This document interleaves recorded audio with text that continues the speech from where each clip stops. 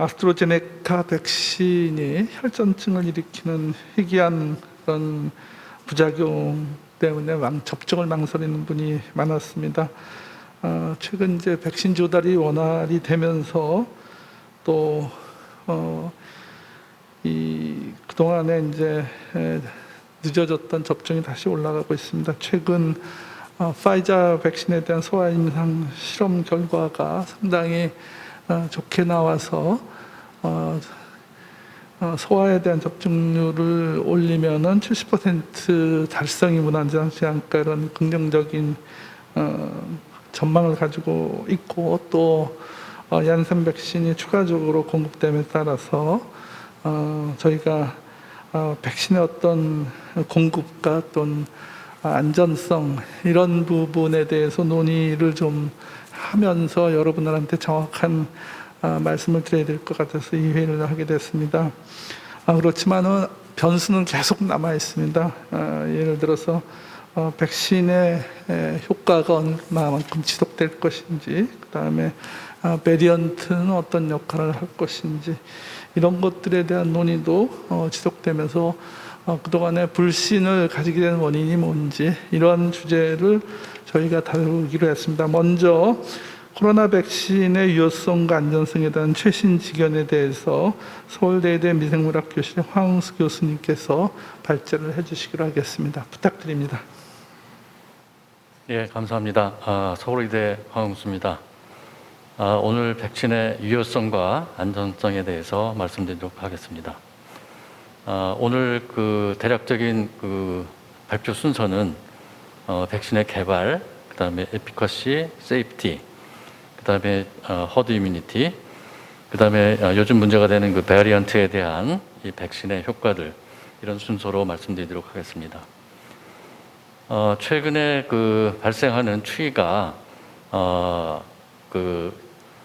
한 2달 전보다 훨씬 더 이렇게 전 세계적으로 감소하는 경향이긴 하지만 아직까지도 남미를 중심으로 핫스팟으로 되어 있습니다. 보통 다른 감염병에 대한 백신 개발은 뭐 수십 년도 걸리고 10여 년 걸리기도 했는데, 이번 코비드-19에 대한 것은 불과 1년도 안 돼서 이미 사용이 되는 등 굉장히 급속도로 개발이 됐습니다. 보통 그 플랫폼을 보면 DNA나 RNA 백신 이런 종류는 기존에 사용되지 못했던 방법인데, 이런 것들이 하나의 도구로서 개발이 됐고, 기존의 리컴비넌트 프로테인 또는 그 벡터 기반의 백신, 그 다음에 불알화 백신, 그 다음에 라이브 어테뉴드 백신, 이런 굉장히 다양한 종류의 플랫폼이 있는데, 이런 플랫폼 모두를 적용해서 개발이 진행 중에 있고, 최근 데이터를 보면 기존에 개발되다가 포기된 것도 물론 있지만 승인이 돼서 충분히 사용될 수 있는 것들이 8가지 정도 이렇게 보고가 되어 있는 등 많은 그 플랫폼들을 이용한 백신이 사용이 되고 있습니다. 백신의 효과를 간단히 살펴보면, 우선 여러 가지 플랫폼 중에 그 제네틱 백신, 그 중에서도 mRNA 기반으로 잘 알려져 있는 파이저와 모더나, 파이저에 대한 그 데이터는 한 2달 전에 95%라고 되어 있는데 약간 감소해서 91.3%로 보고가 되어 있고요. 모더나는 90% 이상이다, 이렇게 보고가 되어 있습니다. 처음에는 굉장히 초저온 상태에서 유통이 되는 것을 리커멘드했지만, 현재로서는 영하 25도, 영하 20도 이 정도로 한 달 내지 6개월 이런 정도로 사용이 가능한 플랫폼이 됐습니다. 두 번째로는 그 벡터 기반, 바이럴 벡터 기반인데 잘 알려져 있는 아스트라제네카, 이거는 76% 정도의 효과가 있다, 이렇게 알려져 있고, 그 다음에 러시아에서 개발된 스푸트닉, 이거는 91.6%, 그 다음에 중국에서 개발된 것이 한 65% 정도, 그리고 얀센이라고 알려져 있는 백신은 미국에서는 72%, 브라질에서는 68%, 사우스 아프리카에서는 64% 정도 이런 보고가 약간 차이는 있지만 WHO에서 권고하고 있는 50% 이상을 달성하고 있고 특히 이 얀센은 한 번 접종으로서 효과가 있는 걸로 알려져 있습니다. 다음에 프로테인 베이스 백신으로서는 노바백스가 있는데 오리지널 코로나 바이러스에 대해서는 96%, 그다음에 영국 변이주에 대해서는 86%, 그다음에 브라질 변이에 대해서는 49% 등 이 변이주에 대해서 약간 그 효과가 감소하지만 역시 50% 정도 이상을 효과가 있는 걸로 보고가 되고 있습니다. 그다음에 브라라 또는 어테뉴이티드 코로나 백신을 개발해서 사용되고 있는 게 주로 이제 중국인데 시노백은 브라질 경우에 50% 정도, 그다음에 터키에서는 91% 정도 이렇게 좀 굉장히 차이가 많지만 이런 보고가 있고 그다음에 중국에서 승인된 BBIB 이런 형태는 78% 정도의 효과가 있다. 이렇게 보고가 되어 있습니다. 한국에서는 아스트라제네카, 얀센, 그다음에 파이저, 모더나 이런 백신들이 승인이 돼서 접종이 이루어지고 있습니다. 전 세계적으로 그러면 어느 정도 백시네이션이 되어 있는가를 보면 아까 한국이 12몇 %라고 백시네이션 도수가 12% 정도. 그런데 다른 나라들, 특히 중동이 굉장히 접종률이 높고, 그다음에 미국이나 영국 이런 데가 굉장히 높은 접종률을 보이고 있습니다. 한국은 하위에 머무르는, 그래서 한 번이라도 백신 접종하신 분이 12%고 완전히 백신 끝난 분이 한 4.3% 정도 이런 추세를 보이고 있습니다.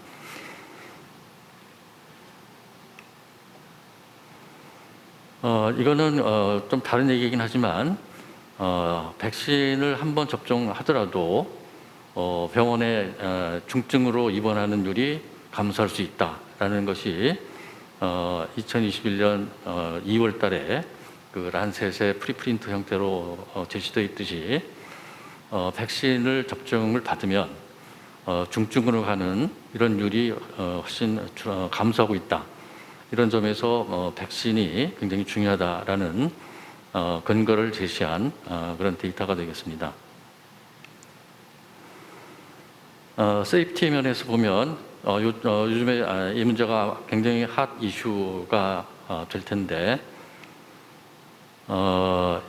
특히 파이저 백신인 경우에 이제 아나필락시스가 생겨서 그거에 대한 우려가 굉장히 처음에 컸는데 실제로 이 데이터를 보면 CDC에서 MMWR에 1월 13일까지 축적된 결과를 보면 약 1,380만 명 정도에서 화이저는 한 5천여 명, 모더나는 1,300여 명의 부작용이 보고가 됐고 그 중에서 아나필락틱 또는 아나필락토이드, 그러니까 아나필락시스나 그와 유사한 증상을 보인 것이 46건, 16건. 그래서 평균을 내면 한 100만 명 중에 4.5명 정도의 아나필락시스가 발생한 이런 결과를 보여주고 있습니다. 근데 반면에 영국에서 보고한 거는 미국 쪽에서 보고한 것보다 좀 발생 보고 빈도가 좀 높습니다. 그래서 파이저의 경우에 18.8명, 100만 명당 이렇게 보고가 됐고 아스트라제네카인 경우에는 한 500만 명 정도 접종해서 한 12명 정도 이렇게 보고가 되어 있습니다. 그다음에 노르웨이에서는 숫자가 좀 적어서 명확하게 근거를 내세우는 어렵지만 파이저인 경우에 100만 명당 9.6명 정도 이렇게 보고가 되어 있는 정도입니다. 그 자마 저널에 보고된 내용을 보면 파이저하고 모더나에 대해서 파이저인 경우에는 한 거의 1,000만 명, 그다음에 모더나는 한 750만 명에서 이런 그 여러 가지 발생하는 연령이라든가 특성 이런 것들을 보고했는데 결국 그 한 100만 명당 발생하는 것이 2.5에서 4.7명 정도 이렇게 그 보고가 되어 있습니다. 이와 같이 처음 초기에 문제됐던 아나필락시스에 대해서는 100만 명당 발생하는 것이 기존에 우리가 흔히 접종하고 있는 독감 백신의 경우 WHO에서 보고되어 있는 내용을 보면 약 100만 명당 1명 정도 이런 발생이 보고가 되어 있습니다. 근데 그거에 비하면 조금 숫자는 많이 늘어나 있지만 이러한 정도의 부작용 발생이기 때문에 백신 접종이 아까 말씀드렸다시피 중증으로 가는 것이 줄어들고 그 다음에 한 번을 맞더라도 중증으로 가는 것이 줄어드는 이런 것들의 여러 가지 장점 이런 것들을 이 부작용과 비교해 보면 어느 정도 이해가 가능하다고 생각이 됩니다. 반면에 이제 아스트라제네카 그 혈전 생기는 거에 대해서는 아직 명확한 기전이 잘 설명이 되지 않고 있지만 6월 3일자 NEJM의 PF4에 대한 항체 이런 것들에 대해서 10여 명에 대한 결과가 발표가 되어 있는데 이제 그러한 그 기전들을 이제 밝혀짐에 따라서 아마 프리 테스트를 하든지 그런 좋은 방법으로 예측을 할 수 있다 그러면 더 효과적으로 아스트라제네카 백신이 백신 접종에 그 안전성을 기할 수 있지 않을까 이렇게 생각이 됩니다. 그다음에 이렇게 백신 접종을 막 서두르고 하는 이유가 집단 면역이 형성되는 것을 우리가 원하는 건데 이 집단 면역이 단시간에 이루어져야 되는 그런 근거도 있습니다.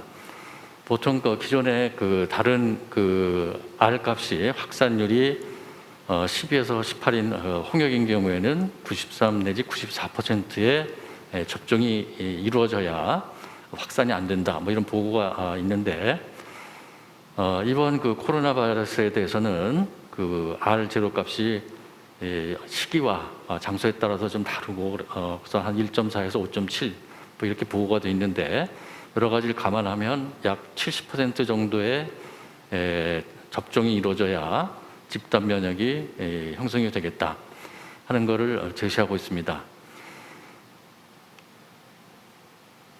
이거는 이스라엘 경우인데 백신 접종이 아주 빨리 이루어져서 저희가 생각하기에 집단 면역이 잘 형성된 그런 경우라고 생각되는데 그거에 따라서 이렇게 발생 사망이 모두 감소하는 이런 좋은 예가 보고가 되어 있습니다.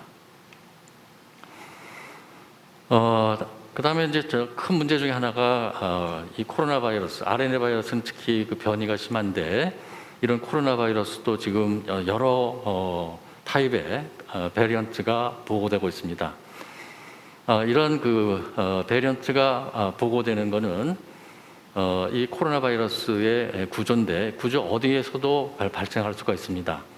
근데 이제 백신은 이 스파이크 프로테인 쪽에 지금 중점을 두고 있기 때문에 그 부분의 변이가 일어나느냐 어떻게 일어나느냐에 따라서 현재 백신 접종이 효과가 있느냐 없느냐 이런 것들이 크게 작용을 할 거라고 추정이 됩니다. 여기 보여드리는 그림은 이 오리지널 바이러스와 비교해서 어느 정도의 변이가 생긴 것이 발견됐는가 하는 걸 보여드리는데 이 길이가 긴 거일수록 변이가 많은 것을 나타내고 있습니다. 그러니까 집단에서 오랜 기간 동안 이렇게 전파가 되면서 변이가 생기는데 그 변이가 많이 일어났다 그런 것을 의미하게 됩니다. 그러니까 이런 변이가 적게 생기게 하려면 집단 면역이 빨리 생기게 하고 이런 전파가 아주 최소화되게 그래서 변이가 최소화되는 이런 그 현상이 일어나야 변이주의 발생을 적극적으로 억제할 수 있다 하는 것을 제시하는 그림입니다. 현재까지 변이주로 보고되어 있는 게 영국, 그다음에 남아프리카, 브라질, 그다음에 인도. 여기까지는 우리가 잘 우리가 많이 들어왔고, 이게 영국이나 사우스아프리카, 브라질은 좀 더 전파력이 크다라는 것이 알려져 있고, 그다음에 영국 변이주는 보다 더 치명적일 수 있다. 이런 것들이 밝혀져 있습니다. 이런 변이주에 대해서 항체 반응은 영국 변이주는 비슷하나 다른 것들은 다 감소 이런 돼 있지만 아직까지 더 데이터가 더 모여야 된다 하는 이런 정도로 이런 베리언트들에 대한 특성이 분석이 돼 있지만 아직까지 더 많은 데이터가 축적이 되고 분석이 되어야 된다 하는 것을 의미하고 있습니다.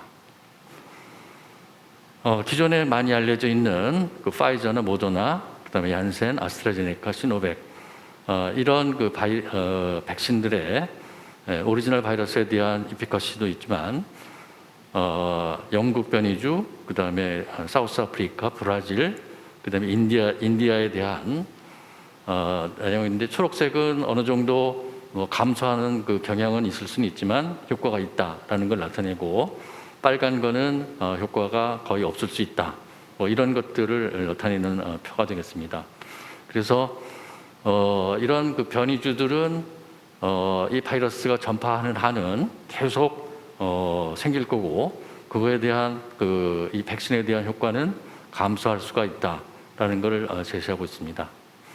그래서 오늘 말씀드린 내용을 정리하면 굉장히 빨리 개발이 돼서 사용이 돼서 많은 집단에 적용이 되고 있다.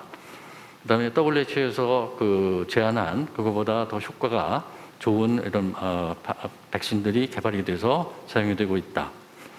그다음에 일부 아나필락틱 리액션이나 혈전 이런 것들이 보고가 되어 있지만 이런 위험도나 이런 것들을 생각하면 백신이 안전하다 이런 걸 말씀드릴 수 있고, 그다음에 아주 중요한 것 중에 하나는 아주 짧은 기간에 많은 사람들이 접종을 해야 이런 베리언트 생기는 것이 억제될 수 있다. 그다음에 이제 베리언트가 생기기 때문에 그에 대응해서 새로운 백신이 빨리 개발이 되고 그것이 사용될 수 있게 해야 된다. 그리고 현실적으로는 지금 백신 접종이 우리가 원하는 만큼 되지 않기 때문에 non pharmaceutical measure, 그러니까 마스크를 쓴다든가 거리두기 한다든가 하는 이런 것들이 기본적으로 잘 이루어져야 되는 것이 중요하다. 이상으로 이런 정도로 오늘 제가 말씀드린 것을 정리할 수 있겠습니다. 경청해 주셔서 감사합니다.